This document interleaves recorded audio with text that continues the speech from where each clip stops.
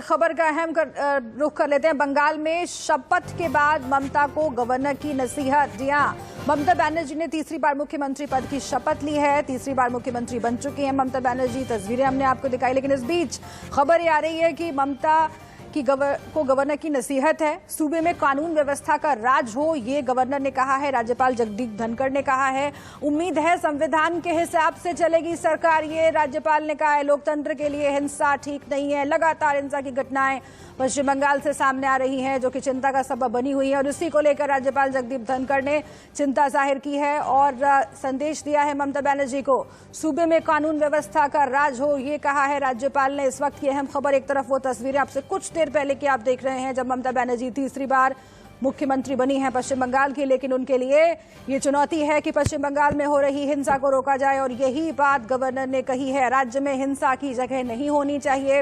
हालांकि फिर से एक बार दोनों ही पार्टियों के कार्यकर्ता, बीजेपी और टीएमसी के कार्यकर्ता, एक दूसरे पर आरोप लगा रहे हैं, लेकिन चूंकि लॉ एंड ऑर्डर स्टेट का मसला है, राज्य की बड़ी जिम्मेदारी है, सबसे बड़ी जिम्मेदारी राज्य की है, इसलिए मुख्यमंत्री होने के नाते ये जिम्मेदारी बनती है ममता बनर्जी की कि वो इस तरह के मामलों पर रोक लगाएं, कार्रवाई करें, एक्शन लें। और यही बात याद दिलाते हुए जगदीप धनखड़ ने कहा है कि राज्य में हिंसा की कोई जगह नहीं होनी चाहिए। मुख्यमंत्री पद की शपथ लेते हुए हमने आपको कुछ देर पहले दिखाया, राज्यपाल जगदीप धनखड़ ने ममता बनर्जी को मुख्यमंत्री पद की शपथ दिलाई, लेकिन इस बीच ममता बनर्जी को नसीहत भी दी है गवर्नर ने।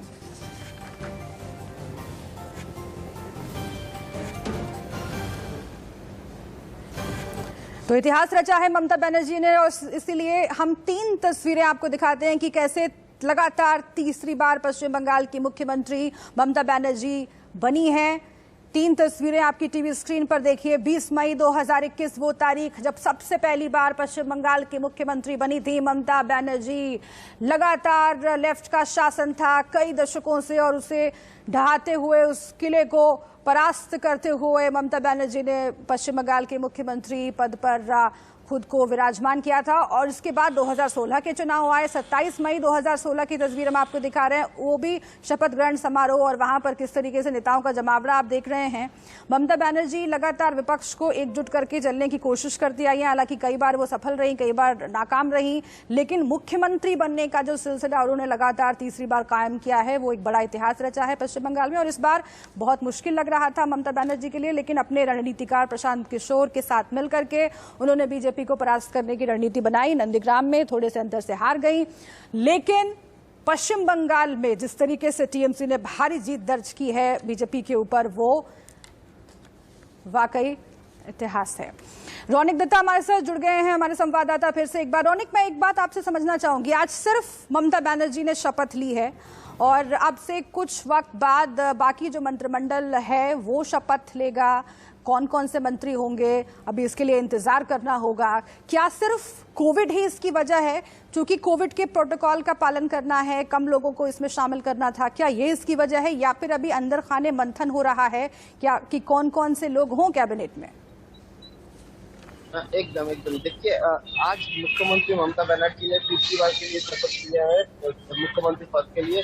कोविड का जो सिचुएशन है, कोविड का सिचुएशन को सामने रखते हुए आज ये डिसीजन लिया है। ममता बनर्जी अकेले आज शपथ लेगा, और 7 तारीख को यानी परसों दिन टीएमसी का जो मंत्री है, वो मंत्री लोग और विधायक सब शपथ ग्रहण करेंगे। ममता बनर्जी का जो कहना है कि कोविड का जो सिचुएशन है अभी का, उस सिचुएशन को सामने रखते हुए ममता बनर्जी अगर एक साथ सबको लेकर शपथ ग्रहण अनुष्ठान करे तो एक भीड़ हो सकता है जो कि कोविड के लिए काफी भयानक होगा। इसीलिए आज ममता बनर्जी खुद अकेले गवर्नर के पास गए और शपथ ग्रहण अनुष्ठान में शामिल हुए। अगर 7 तारीख को परसों दिन जो मंत्रिसभा है, वो मंत्रिसभा का सब मिनिस्टर, ठीक है, बड़ी जानकारी आप दे रहे हैं कि 7 तारीख को 7 मई को ममता बनर्जी का मंत्रिमंडल शपथ लेगा। कैबिनेट का शपथ ग्रहण समारोह वो भी दिखाएंगे हम आपको, लेकिन आज सिर्फ ममता बनर्जी ने शपथ ली है। और इसीलिए मैं आपसे जानना चाहती हूँ कि कौन कौन से वो चेहरे हैं जिनका नाम सबसे आगे चल रहा है मंत्रिमंडल की लिस्ट में। और पिछली बार से परिस्थितियां बहुत बदली हुई हैं, क्योंकि बीजेपी में शामिल हो गए ममता बनर्जी के कई सिपह सालार, और ऐसा लग रहा था कि इससे ममता बनर्जी को बहुत नुकसान होगा। नंदीग्राम में नुकसान हुआ, शुभेंदु अधिकारी के हाथों, लेकिन बाकी पश्चिम बंगाल के अलग इलाकों में उतना नुकसान नहीं हुआ। और इसीलिए जब मंत्रिमंडल की रचना कर रही होंगी ममता बनर्जी, तो जाहिर है कि पिछली बार से अलग परिस्थितियों का सामना उनको करना पड़ेगा। तो इसीलिए कौन कौन से नाम आ रहे हैं? छोटा सा जवाब।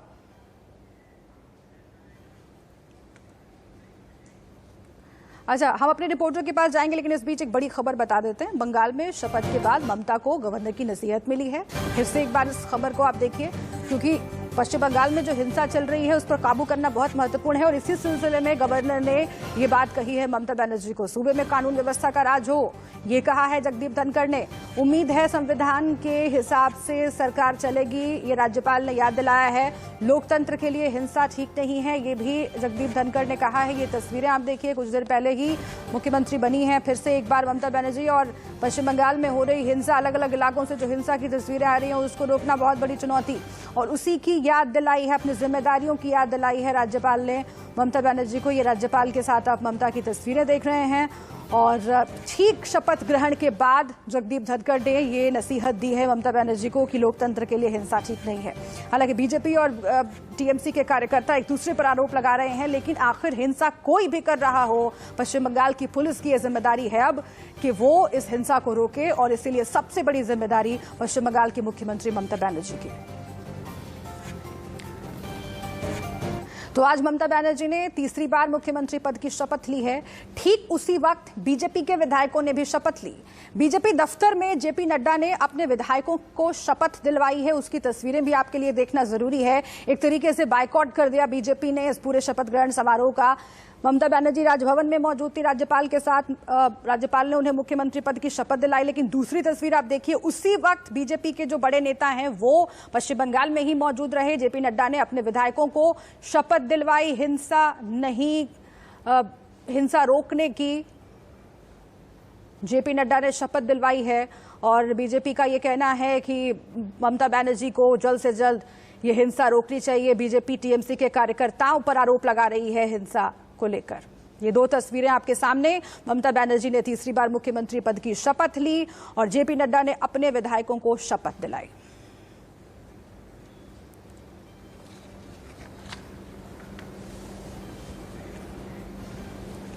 बीजेपी विधायकों को शपथ दिलाने से पहले जेपी नड्डा ने क्या कुछ कहा, वो आपको सुनाते हैं।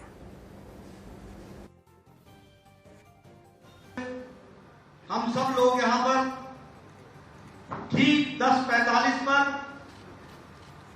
शपथ लेंगे और बंगाल की विधानसभा में जो जिम्मेवारी हमको दी गई है विपक्ष की भूमिका की, वह विपक्ष की भूमिका हम सब लोग एक अच्छे बंगाल के कार्यकर्ता के रूप में और भारत के नागरिक के रूप में हम अपनी जिम्मेवारी को बखूबी निभाएंगे। जिसकी लड़ाई बंगाल में हमने लड़ी, राजनीतिक हिंसा, तुष्टीकरण, तानाशाही और जिस तरीके का बॉर्डर स्टेट होने के कारण जो हमारी जिम्मेवारियां हैं जिसको हमको निभाना है, उसको निभाने में हम कतई कोई भी कसर नहीं छोड़ेंगे।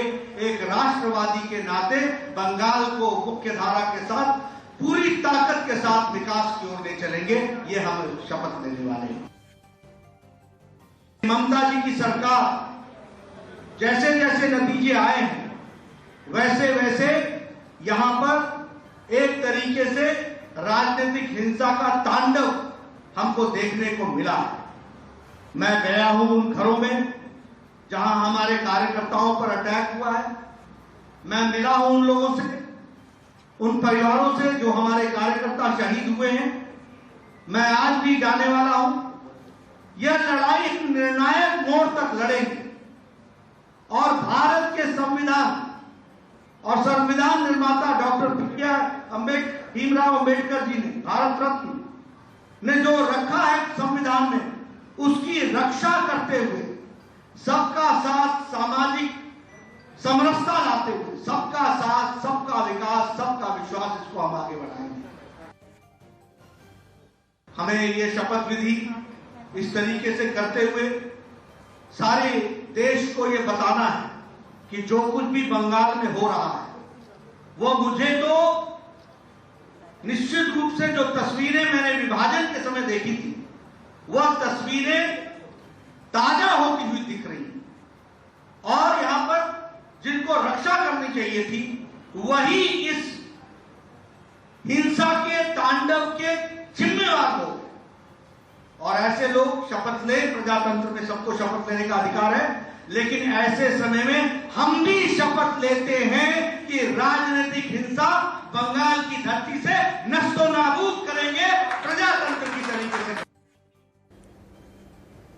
तो पूरे चुनाव प्रचार में राजनीतिक हिंसा को एक बड़ा मसला बीजेपी ने बनाया और लगातार ये बीजेपी कहती रही कि पश्चिम बंगाल में टीएमसी सरकार में लगातार राजनीतिक हिंसा हो रही है और उसका आरोप भी टीएमसी कार्यकर्ताओं पर लगाते रहे।